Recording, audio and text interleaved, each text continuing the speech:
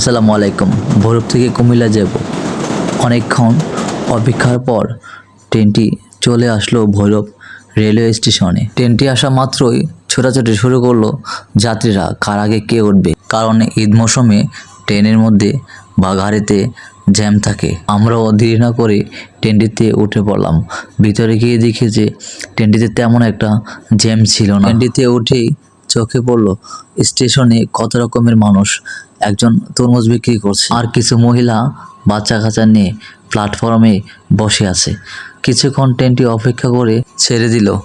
আসলে ছোট সময় থেকে আমার ট্রেনে চড়তে অনেক ভালো লাগে, ভালো লাগারই কথা। আর আমাদের বাড়ি ছিল রেললাইনের পাশেই, তাই ছোটাছুটি করতাম এদিক সেদিক ট্রেনে এমনিতেই। আর আমার মনে হয় সকল বয়সী মানুষদেরই ট্রেনে চড়তে ভালো লাগে। এখন আমরা চলে আসছি ভৈরব টু আশুগঞ্জ। যে নদীটি রয়েছে, নদীটির মাঝখানে একটি বাস ব্রিজ, একটি রেল ব্রিজ। আমরা সেখানে এখন রয়েছে, আপনারা দেখতে পাচ্ছেন অনেক সুন্দর একটি ব্রিজ। সিলেট চট্টগ্রাম থেকে যারা ঢাকায় আসে তাদের সবারই পরিচিত এই জায়গাটি। আর একটা কথা বলে রাখি, আমার মতো আপনারাও ভিডিও করতে চাইবেন না, কারণ এই ব্রিজের মধ্যে অনেক সময় অনেক টোকাই থাকে। আর আমার পাশে আমি যখন ভিডিও করতেছিলাম, আমার পাশে একজন লোক আমাকে বারবার নিষেধ করতেছিল যে বারে মোবাইলটি বাইরে রাখবেন না।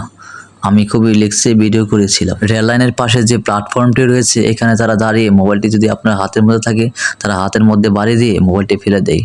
আর এইরকম ঘটনা অনেকই ঘটেছে। তারপরে কেউ যদি ভিডিও করতে চান তাহলে সাবধানে ভিডিও করবেন, কারণ বিপদ কখনো কাউকে বলে আসে না। এখন আমরা আপনাদেরকে দেখাচ্ছি ট্রেনের ভিতরে দৃশ্যটি। সত্যি বলতে এই টাইমে ছিল ইফতারের টাইম, তাই খুবই শান্তশিষ্টভাবে যাত্রীরা বসে আছে। আমরা কথা বলতে বলতে চলে আসছি আশুগঞ্জ ট্রেন স্টেশনে। এখন আমি আপনাদেরকে যদি আশুগঞ্জ স্টেশনের কথা বলি, এই স্টেশনটি তেমন একটা পরিবর্তন না হলেও